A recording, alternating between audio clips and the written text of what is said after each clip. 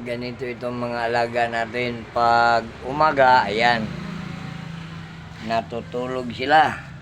Talagang ang ganda ng buhay.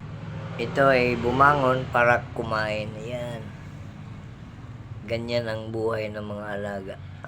Napakasarap talaga po. Ito talaga ngayon ang ating pag-uusapan. Itong bato na ito kasi gusto kong maitanong diyan sa mga may alam sa sisi. Sisi ay yung tawag natin dito mga Cebuano, di ba?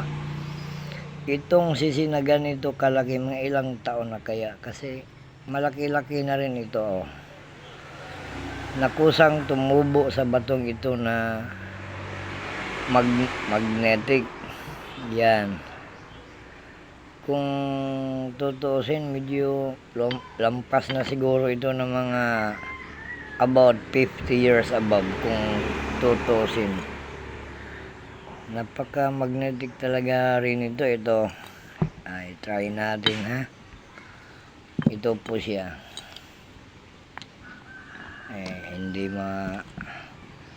ano pag ganyan, ganito na lang. Yan. Yan po.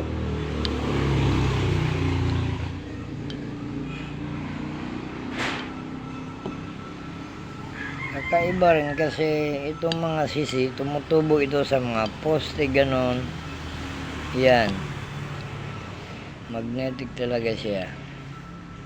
Baka naman meteorite itong tinubuan ng sisi na ito. Nako, napakasayang usapin yun. Ito yung pinakamaganda sa mga naging koleksyon ko kasi may sisi. Yan, gandang pagkakaano talaga niya. Diyan siya tumubo. Kayo baka may alam kayo na ilang taon na ito, pakiano lang po sa comments kasi para medyo mas lalo nating iingatan to para naman pang collection lang po. Yan. Okay. Nakuha ko ito nung namasyal kami sa beach.